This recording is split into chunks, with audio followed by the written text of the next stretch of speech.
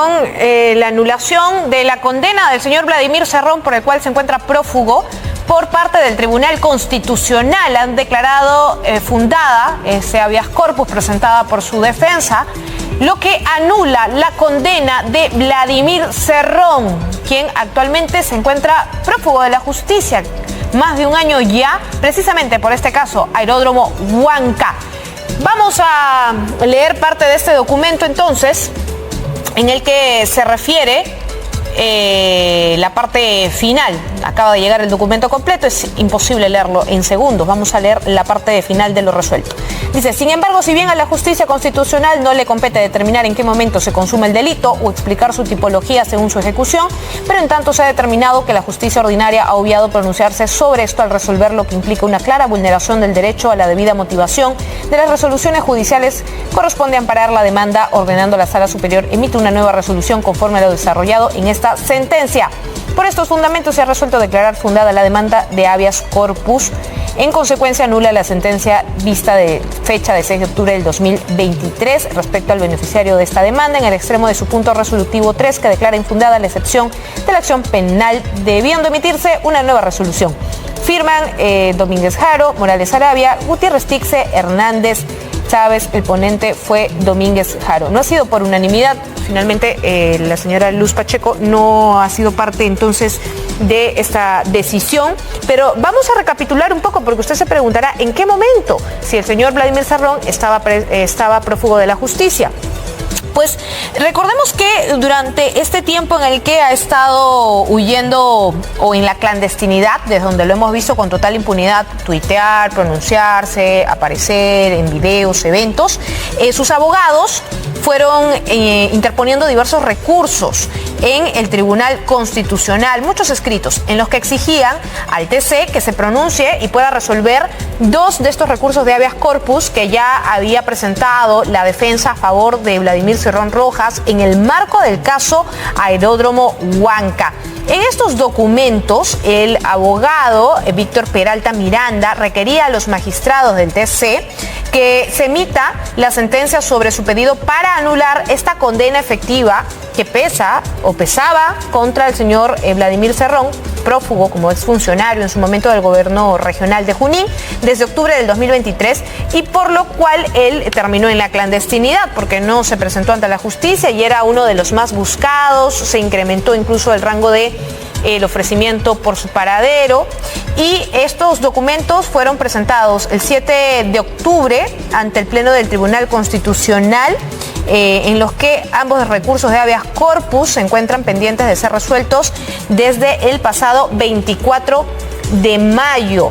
Esto porque recordemos que habían dejado al voto estas dos solicitudes para anular esta condena de prisión efectiva. El Tribunal Constitucional el 24 de mayo efectivamente revisó estos dos habeas corpus presentados por la defensa del prófugo exgobernador regional de Junín para anular esta prisión efectiva y orden de captura por el caso Aeródromo Huanca. Y en ese entonces se dejó al voto este caso en el que se le condenaba a prisión efectiva de 3 años y 6 meses por el delito de colusión. Una decisión que en su momento fue adoptada por la Sala Penal de Apelaciones Transitoria especializada en delitos de corrupción de funcionarios de la Corte Superior de Junín. Recordemos, además ordenó que se pagara una reparación civil ascendente a 800.000 soles a favor del Estado. Sin embargo, esto no fue acorde a lo que la defensa esperaba.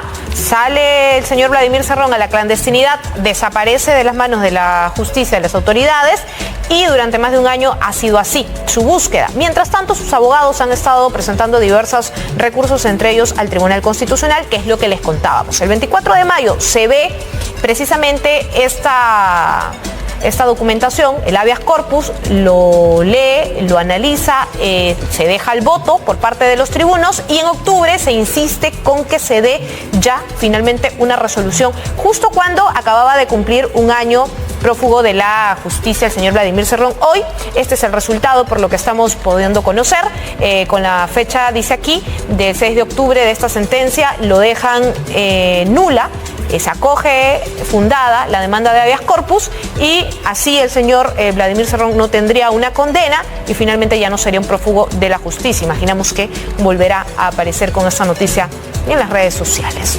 Vamos a ver qué responden desde el Parlamento de la República. Es el más buscado y más inubicable.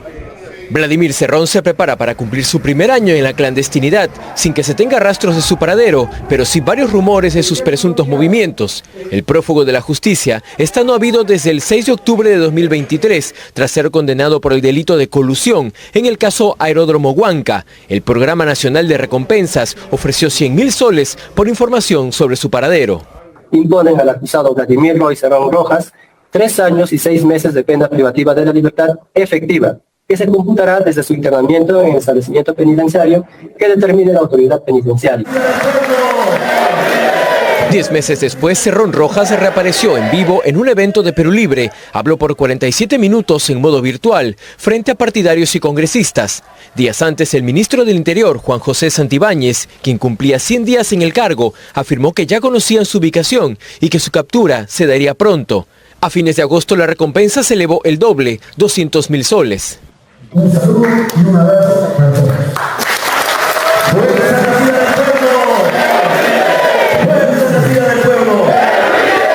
Él está en el Perú.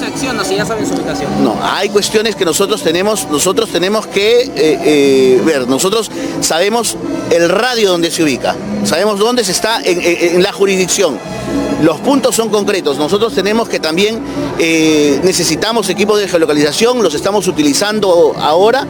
La ruta del vehículo presidencial acaparaba todas las miradas. En un nuevo audio atribuido a Juan José Santibáñez, el llamado cofre habría sido utilizado para que Cerrón evada a la justicia.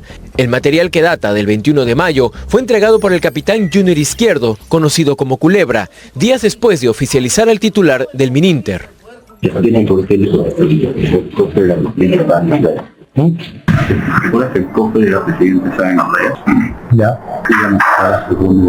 La pregunta realmente resulta ser, vuelvo a reiterar, recurrente y en todo caso, como le digo, a la misma radio y con la misma pregunta. Con el tema del canal es igual, la misma pregunta. Correcto, tiene la misma respuesta. El presidente de la Comisión de Fiscalización anunció una solicitud para el retiro de la imagen del líder partidario de los pasillos del Congreso. Su cabeza ya tenía un nuevo precio, 500.000 soles. Covi Perú, concesionaria de los peajes, confirmó que el vehículo presidencial pasó por Ica el 27 de febrero. Luego la misma empresa se rectificó y dijo que la ruta del llamado cofre solo llegó hasta Chilca. El Congreso solicitó la versión del chofer del cofre. El Mininter lo rechazó por medidas de seguridad. Y nunca se subió a ninguno de los vehículos, porque no solo es uno, son varios. Nunca se subió el prófugo Vladimir Cerrón.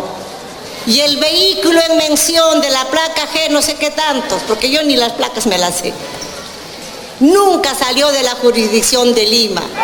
Otras intervenciones de Cerrón, pero en modo virtual, fueron su análisis sobre las elecciones en Venezuela, comicios que tuvo como invitados a congresistas de Perú Libre como veedores y su pedido para que Petroperú siga siendo una empresa pública. Más que públicos o ronroneos, la fuga y clandestinidad de Vladimir Cerrón solo muestra que hay gato encerrado.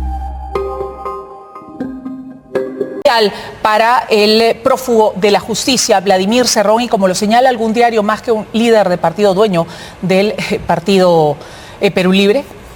Era una medida que ya se veía venir, Melissa, a raíz precisamente de la imposición de una sentencia condenatoria efectiva.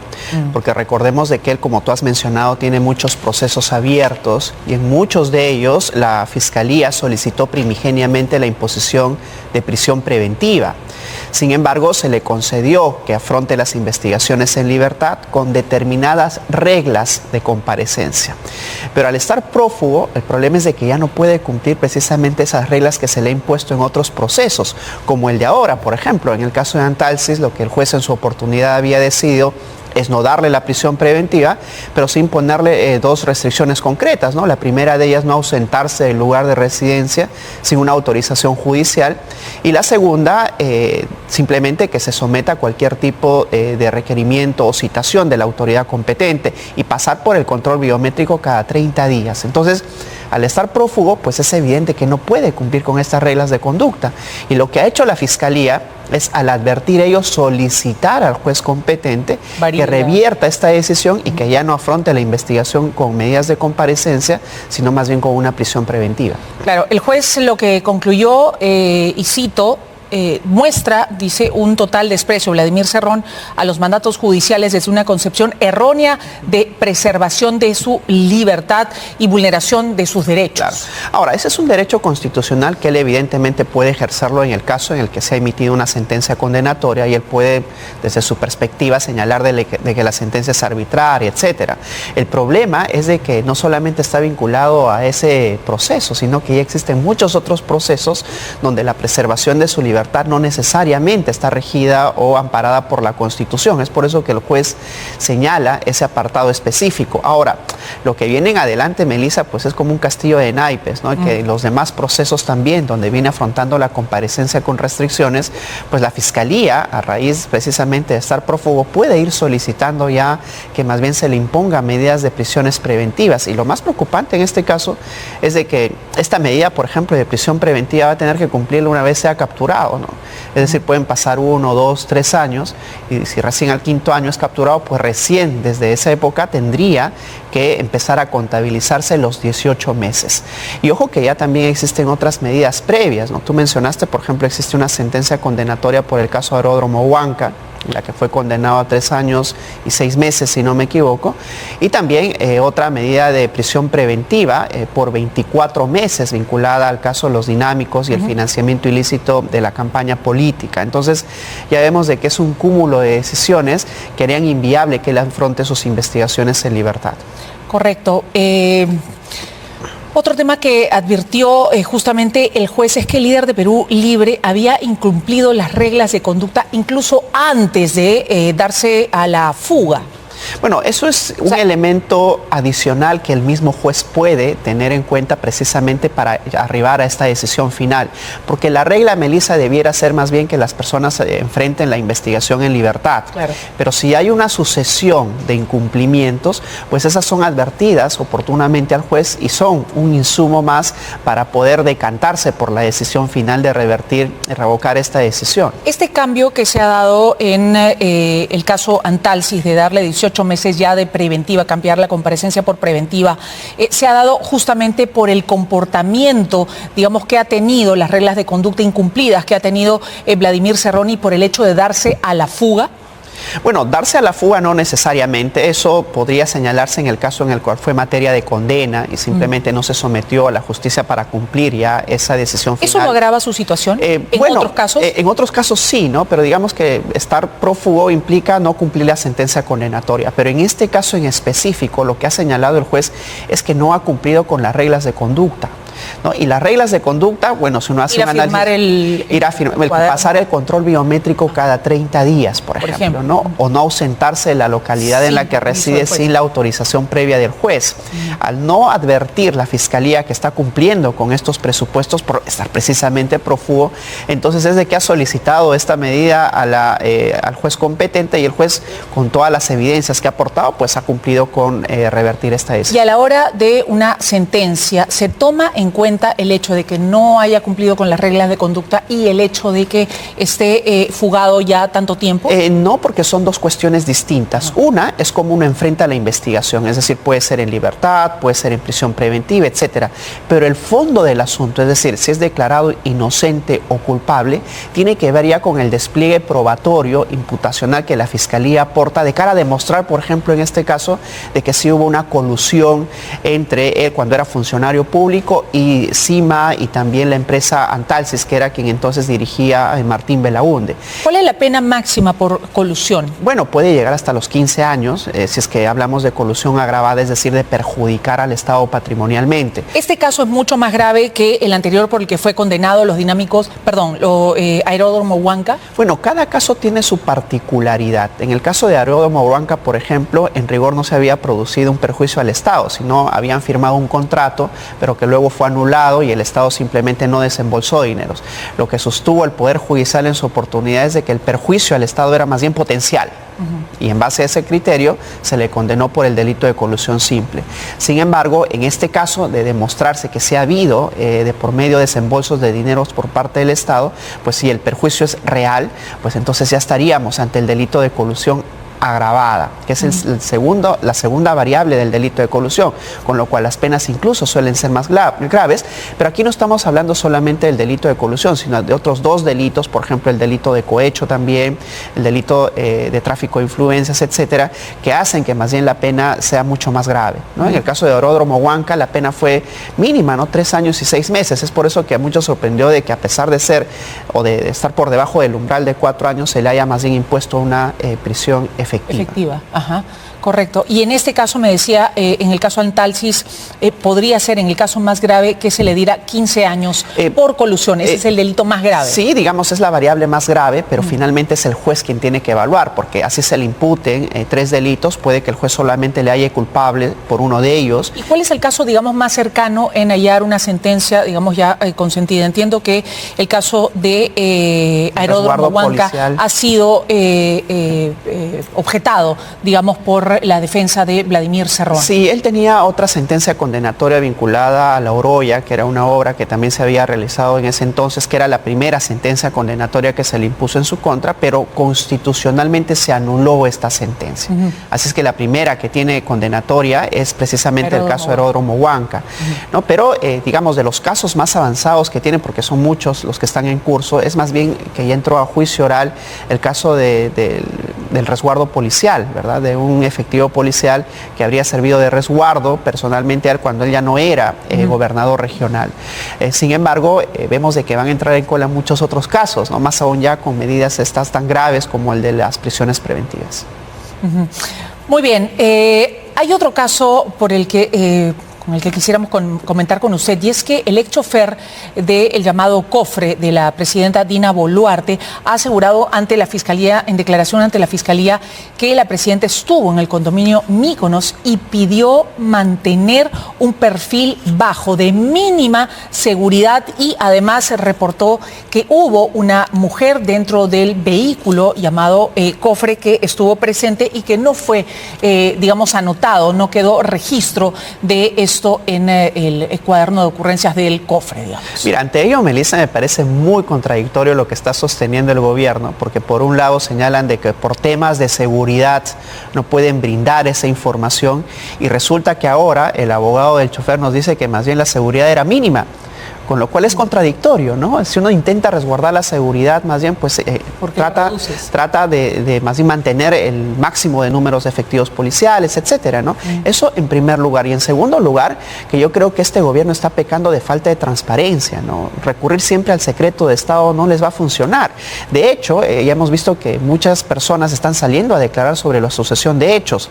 El mismo chofer del cofre, Melissa, al no quererse ver involucrado en actos que evidentemente él no ha cometido, porque entiendo de que él únicamente cumple la función de chofer y él pues dirige a la presidenta al lugar donde se le indica, ¿no? Él quiere salir a declarar, pero entiendo de que el Ministerio del Interior, de que es quien depende, simplemente no le da la autorización. No le da la autorización de declarar ante el Congreso de la República, si tiene que hacerlo frente a la Fiscalía que lo ha requerido. Sí, ¿no? Pero la pregunta es, ¿qué secretos intentan resguardar? ¿Son realmente secretos de Estado los que tiene que resguardar el chofer del cofre, o más bien intentan encubrir algún otro hecho?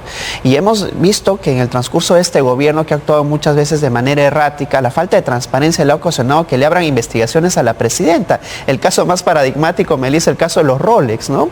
Uno esperaba una explicación inmediata de la presidenta, pero sin embargo, al no dar explicaciones, pues la Fiscalía tuvo que abordar el caso, y es por eso que tiene incluso ya una acusación constitucional por el caso de los Rolex. Hay otro que está avanzando, que es el delito de enriquecimiento ilícito, pero ya tiene otro delito ya con una acusación constitucional. Y yo creo que el caso del cofre es exactamente igual, ¿no? Porque la presidenta ha dicho sí, no refiriéndose al caso en concreto, que no tienen nada que ocultar. Bueno, pero eso debería materializarse más bien en las explicaciones y en la permisión que debieran darle al chofer de este vehículo para que ante el Congreso de la República, por ejemplo, pueda transparentemente, o incluso en una sesión reservada, Melissa, Melissa, dar las explicaciones de realmente qué ha sucedido. Es decir, se puede resguardar también el secreto de Estado, pero dando explicaciones a los representantes, que serían los congresistas de la República. Lo único que queda claro es que nada está claro precisamente, y lo que se busca aparentemente es que así quede, ¿no? Cero transparencia aparentemente en este gobierno respecto a los casos que comprometen a la presidenta Dina Boluarte. Muchas gracias a Andy Carrión por estar esta mañana con nosotros, abogado.